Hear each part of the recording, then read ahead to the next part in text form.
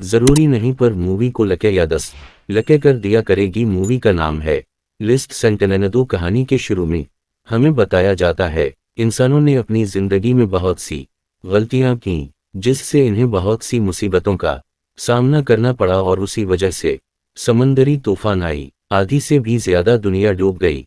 बची तो सिर्फ थोड़ी सी जमीन और उसी की हिफाजत के लिए एक चौकी बनाई गई। चूंकि जमीनों की हिफाजत के लिए बनाई गई थी, अंदर के बेचुन बीच वही चौकी दिखाई जाती है। इसे सेनेटनेल का नाम भी दिया गया था। ये साल था 2063 का। जमीन का नक्शा पूरी तरह बदल चुका था। यहाँ पर 4 सिपाही पहरा दिया करते थे, मगर उनकी ड्यूटी 2 साल तक की थी। अब 2 साल तो हो चुके थे मगर इन्हें लेनी यहाँ पर अभी तक कोई भी नहीं आया था। हम देखते हैं कि ये लोग तूफानी रात में मछलियां पकड़ रहे। दलत अबीन का कप्तान ये देखता है कि एक तूफानी लहर उनकी सेंटिनल से टकराने वाली है, उसी लिए वो अपनी टीम को अंदर जाने का कहता है। अब ये जो मछलियां पकड़ रहे थे वो भी दोबारा से पानी में गिर गई थी। एक साथ ही जिसका नाम बेनस था, वो एक पाइप को ठीक करने जाता है जिससे नहीं आ रहा था इससे पहले पानी, और बर्ता उसने पाइप को ठीक कर दिया था। दरअसल इस चौकी को ऐसे बनाया गया था कि ऊंची लहर से भी इसका कोई नुकसान ना हो। ये पानी की लहरों के साथ ही अपने आप को एडजस्ट कर लेती थी। अब सुबह हो गई थी। यहीं पर उनका एक और साथी सेलून बहुत दुखी था कि वो लोग इस तूफान की वजह से मछलियां नहीं पकड़ पाई, क्योंकि मछलियां पकड़ने का मौका इन्हें महीने में सिर्फ एक बार ही मिलता था। बेने जो कि सोरीन पर बहुत नाराज था, वो कहता है कि तुम्हारा गम हमें अच्छे खाने खिलाने का है और तुमने कल रात मछलियां क्यों नहीं पकड़ी। मेरा काम ये सेंटिनील की हर चीज को अच्छे से रेपर करने का है जो मैं करता हूं, और मैं अपनी ड्यूटी अच्छे से निभा रहा हूं।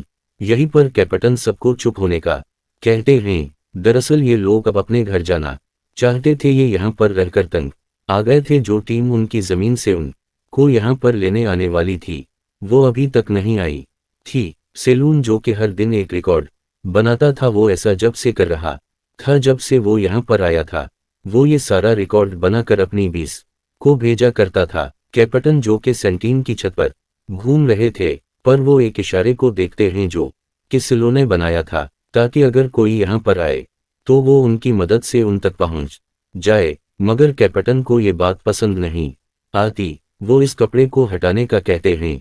कभी यहाँ पर सलूयून को दूरबीन में एक जहाज अपनी तरफ आता हुआ दिखाई देता है, जिसे देखकर वो बहुत खुश था। वो समझता है कि शायद ही वही जहाज है जो हमारी टीम ने हमें यहाँ पर लेने भेजा है, मगर कैप्टन को ऐसा नहीं लग रहा था। वो कहते हैं कि ये किसी दुश्मन के चाल भी हो सकती हैं, उसी लिए वो वीनस को बूम को एक्टिवाते करने का कहते हैं।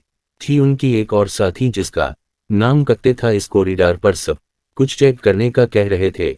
दरअसल रीडार से कि ये पता करना चाहते थे कि ये जहाज आखिर किस तरफ से आया था। अब वहां पर वीनस गन चलाने के लिए तैयार था, मगर कैप्टन उसे रोक देते हैं और सलूयून से ये कहते हैं कि तुम्हें छोटी किश्ती नहीं कर उस बड़े जहाज तक जाना होगा और देखना होगा कि वो हमारी मदद के लिए है या फिर किसी दुश्मन का है। सलूयत जो कि डरा हुआ था, वो जाना तो नहीं चाहता था, मगर फिर भी वो कप्तान की बात मानकर जाने के लिए तैयार था। उसी लिए अब वो किश्ती लेकर उस जहाज पर चला जाता है। कैप्टन इससे बार बार करने की कोशिश कर रहे थे, मगर वो अपने सिस्टम को बंद कर देता है, क्योंकि उसे शक था कि अगर जहाज में कोई हुआ तो वो उसे सुनकर पकड़ लेगा। इधर कैप्टन को ये लग रहा था किसी लियोन को दुश्मन ने मार दिया। उसी लिए वो कंट्रोल रूम में जाते ही बूम कॉकसीते को एक्टिवाते करने का कहते हैं। बूम को एक्टिवाते करने के लिए 2 चौकियों की जरूरत थी। वो ये सब कुछ करने से डर रही थी, मगर ये उनका फाइनल ऑर्डर था।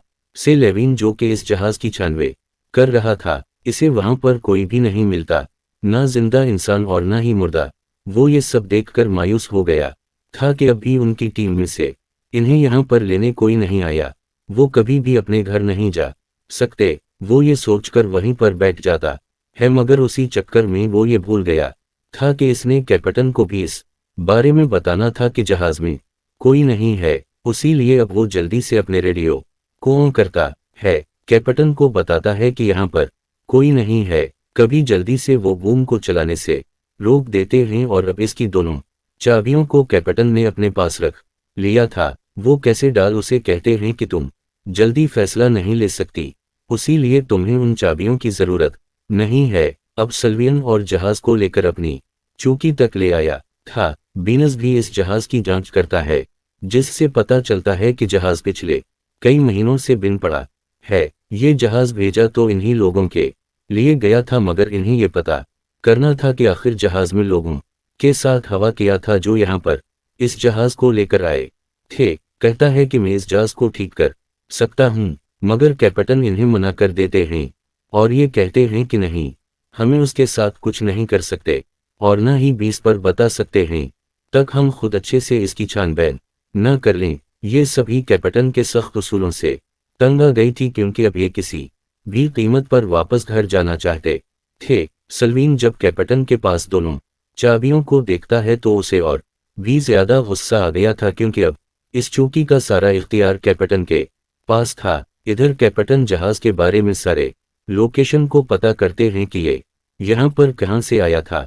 सल्वीन भी जहाज के बारे में बना बताए 20 को खबर कर देता है और ये बात जाकर वो किस कुत्ते को भी बताता है कि मैंने सब बातों का 20 को बता दिया है। इधर बेनिस भी आ गया था, जिसने उनकी बातों को सुन लिया था। उसे भी पता चल जाता है अब उन सारी बातों का आकर भी उनकी कप्तान को बताता है। तभी वही इंफॉर्मेशन ये वापस मिली थी जो कि कल रात बेनिस ने 20 को भेजी थी। इसका मतलब 1 साल से उनका अपनी बेसिक कोई नहीं था। जो मैसेज इन्हें बार बार मिला करती थी वो इन्हीं के भेजे हुए मैसेज थे। इन सब बातों के बारे में जानकर अभी और ज्यादा मायूस हो गए थे। उनके पास अब कोई उम्मीद नहीं बची थी कि ये लोग वापस अपने घर जा सकेंगे या नहीं। उसी रात प्रिंस छपते हुए इस जहाज के अंदर जाकर अंजन को चेक करता है कि वो ठीक हो सकता है या नहीं। जब वो चेक करके वापस आता है तो इसे नोविन उसे देख लेता है और इसे पूछता है पेनस, जो कि उसे बताना तो नहीं चाहता था, मगर फिर भी वो बता देता है कि हमें जहाज के इंजन को देखने किया था कि मैं इसे ठीक कर सकता हूँ या नहीं। कभी हम घर वापस जा सकते हैं, अमित कभी भी वापस नहीं जाने देगा। अब ये बात जाकर सल्वीन की को बताता है। इसे भी ये बात अच्छी लगती है। वो कहता है ऐसा करके हम शायद यहाँ से निकल सकते हैं। मैं और बर्दाश्त नहीं कर सकता। वो इस बात को भी जानते थी कि कैप्टन कभी भी इन्हें इस बात की इजाजत नहीं देगा, इसलिए ये दोनों बना बताए जहाज को ठीक करने चले गए थे। अब जब ये वापस आते हैं तो इन्हें कैप्टन ने देख लिया था।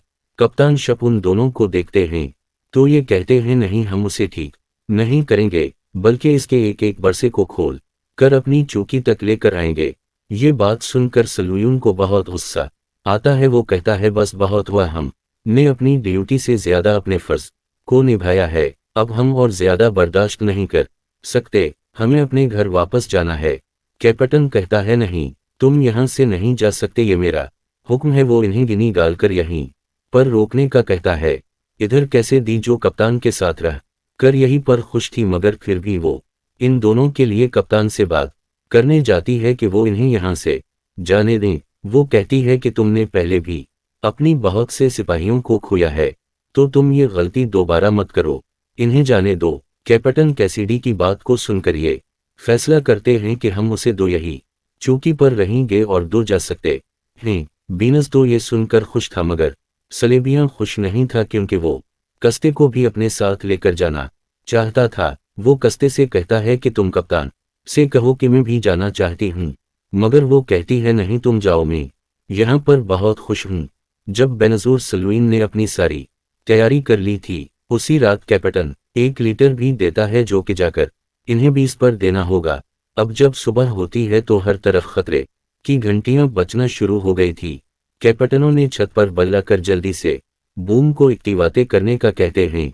वो कहते हैं दुश्मन का एक जहाज हमारी तरफ बढ़ रहा है, लेकिन वहां पर सल्वीन को इस बात का अंदाजा हो गया था कि ये जहाज उनकी 20 से इन्हें यहाँ पर लेने आया है। अब वो इस बात को मानने के लिए तैयार नहीं था कि वो बूम को एक्टिवाते कर दे। यही पर कैप्टन उसे गिन दिखाकर इस जहाज को भी तबाह करवा देता है। सल्वियस और बेनिस की उम्मीदें टूट गई थी। तभी पीछे से कैसिडी आती है, जिसने कप्तान के सर पर कुछ मार कर उसे बेहोश कर दिया था। ये तीनों अब उसे एक कमरे में बंद कर देते हैं। सलूवीन कत्ते से पूछता है कि तुम ने मेरा साथ क्यों नहीं दिया।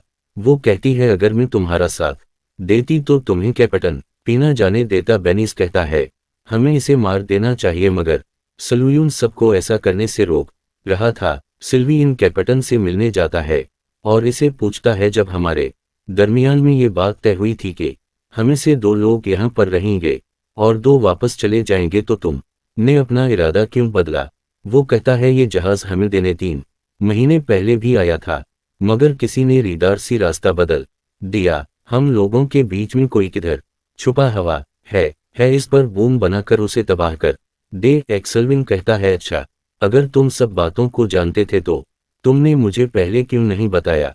इतना कहकर वो वहां से दोबारा से इसे बंद करके चला जाता है, क्योंकि इसे करपटन की बातों पर यकीन नहीं था। जिसके बाद सलूरिट अब सारा दिन सी मदद मंगवाने की कोशिश में लगा रहता है, पर कोई फायदा नहीं था। यही पर कसीडीव से अपने बचपन की तस्वीर भी दिखाती है और ये बताती है कि जब दुनिया डूबी नहीं थी तो मैं अपनी फैमिली के साथ समंदर पर आई थी, लेकिन दुश्मनों ने मेरी सारी फैमिली को मार दिया और बस मैं अकेली बची हूँ। ये सुनकर सनवीन को बहुत दुख होता है। रात को के काफदार जब अपनी ड्यूटी कर रही थी तो उसके पास बेनस आता है जो नशे में था।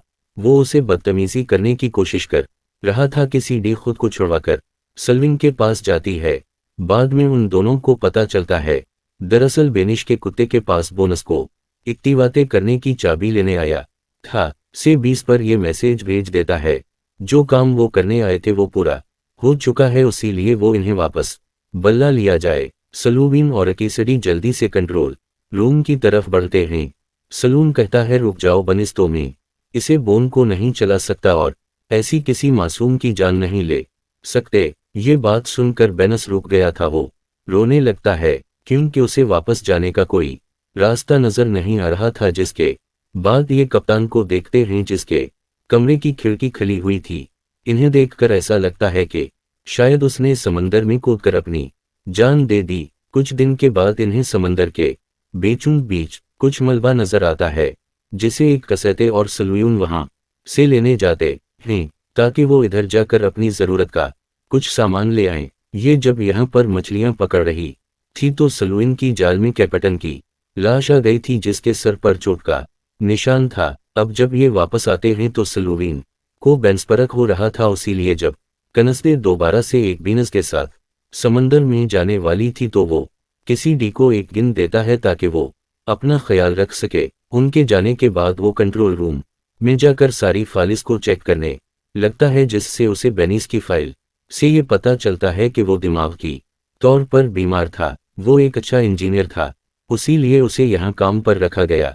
सलूयून को कप्तान की सभी बातें सच नजर आ रही थीं। इधर हम कसीडी और बेनिस को देखते हैं जो दोनों एक दूसरे को देख रहे थे और यहाँ पर हमें पता चलता है कि कैसे ही वो जासूस थी जिसमें 3 महीने पहले आई जहाज में लोगों को गिन से मारा था।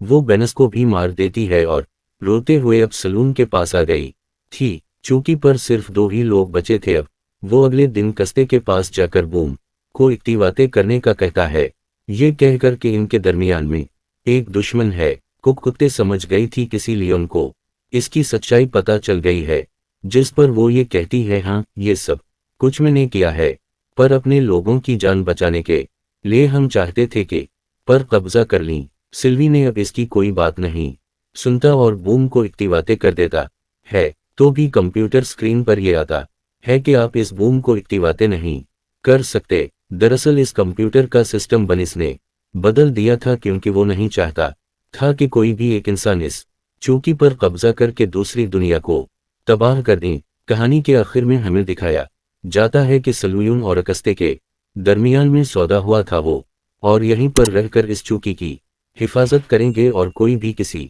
की भी दुनिया को नुकसान नहीं पहुंचाएगा। और उसी के साथ ये कहानी कहीं पर ख़त्म हो जाती।